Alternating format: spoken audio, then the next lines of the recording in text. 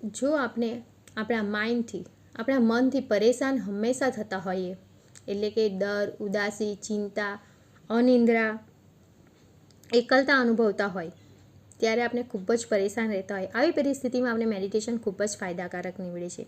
જો આપણે ડર, ગુસ્સો, ચિંતા અનુભવતા હોય તો મેડિટેશન કરવાથી આપણું માઇન્ડ શાંત રહે છે. કારણ કે મેડિટેશનમાં આપણું ધ્યાન, આપણું ફોકસ આપણા શ્વાસ પર હોય છે, મંત્ર પર હોય છે, ધ્વનિ પર હોય છે.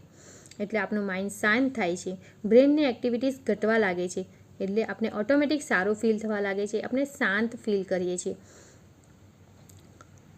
અને આપણે ધીરે ધીરે દરરોજ આ પ્રેક્ટિસ કરીશું તો આપણે ખરેખર આ બધામાંથી આપણે મુક્તિ મેળવે છે અને એક શાંતિ, સુકૂનનો અહેસાસ થાય છે.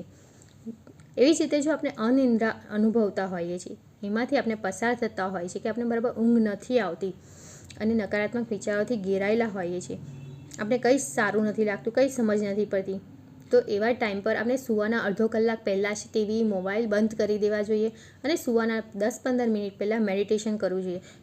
ત્યારે મેડિટેશન કરવાથી આપણા માઇન્ડ શાંત બને છે, આપણા બ્રેઇનમાં રિલેક્સ મળે છે, શાંતિનો અનુભવ થાય છે, બધા જ વિચારો ધીરે ધીરે ઓછા થતા જાય છે અને આ ઓછા થવાથી આપણે ખરેખર ધીરે ધીરે સારી ઊંઘ આવવા લાગે છે. એવી જ રીતે આપણે જ્યારે દુઃખ, ઉદાસી મહેસૂસ કરતા હોય ત્યારે પણ મેડિટેશન કરવાથી અનેક ફાયદાઓ થાય છે. કારણ કે મેડિટેશનમાં આપણા સેરાટિન અને ડોપામિન નામના હેપી હોર્મોન્સ જનરેટ થાય છે. તે ડિપ્રેશન અને સેડનેસ જેવા ભાવનાત્મક સ્તરને ઘટાડવામાં ખૂબ જ મદદ કરે છે. એકલતા અનુભવતા હોય ત્યારે પણ મેડિટેશન ખૂબ જ જરૂરી છે. કારણ કે મેડિટેશન કરવાથી આપણે પોતાની સાથે જ જોડાયેલા હોઈએ છીએ, આપણે આપણી આત્માને સાથે જોડાય છે, ત્યારે એ ખૂબ જ સરસ આપણે અનુભવ થાય છે. આપણે શાંતિ, સુકૂન અને આનંદનો અનુભવ થાય છે. કારણ કે આપણે પોતાની જાતે જ જોડાઈએ છીએ, આપણે કોઈ જજ નથી કરતા કે કશું જ નહીં, આપણે સાચો મિત્ર મળી જાય છે. આ પ્રક્રિયા ખૂબ જ સરસ છે. એટલે એકલતા અનુભવવામાં મેડિટેશન આપણે ખૂબ જ સરસ લાભકારી નીવડે છે. આમ આપણે જોયું કે ડર, ચિંતા, ગુસ્સો, ઉદાસી, અનિંદ્રા, એકલતાપણું, વધુ પડતા નકારાત્મક વિચારો, દુઃખમાં મેડિટેશન આપણે ખૂબ જ હેલ્પ કરે છે.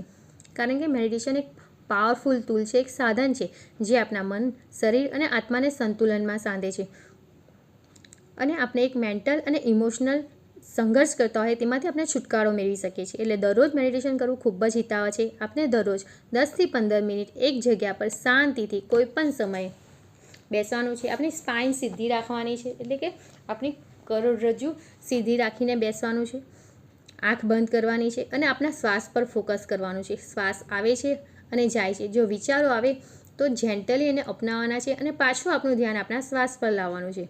વિચાર આવે તો પણ આપણે એની અંદર ડીપમાં જવાનું નથી. આપણે ધ્યાન આવે કે હા, મારું ધ્યાન પાછું વિચારો પર ચાલી ગયું છે, તો પાછું શ્વાસ પર ફોકસ કરવાનું છે.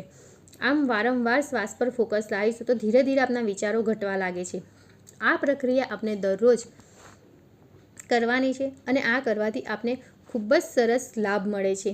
આપણે શાંતિ, સુકૂન અને હેપીનેસનો મહેસૂસ કરી શકીએ છીએ, આનંદ મેળવી શકીએ છીએ અને મેડિટેશન કરવાથી આપણે એટલા બધા આપણી ફિલિંગ્સ એકદમ હાઈ સ્તર પર હોય છે. આપણે હાઈ વાઇબ્રેશનમાં ધીરે ધીરે વાઇબ્રેટ કરવા લાગે છે અને હાઈ વાઇબ્રેશનમાં સારી વસ્તુઓ, વ્યક્તિ અને પરિસ્થિતિઓ આપણા જીવનમાં આકર્ષિત થાય છે. એટલે મેડિટેશન કરવું ખૂબ જ ફાયદાકારક છે.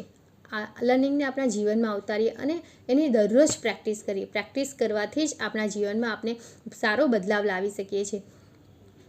જો મારો આ વિડીયો ગમ્યો હોય તો લાઇક, શેર અને સબસ્ક્રાઈબ જરૂરથી કરજો અને હાઇપ કરજો. અહીં સુધી મને સાંભળવા માટે thank you so much. Thank you. જય સાંઈનાથ, જય શ્રી કૃષ્ણ.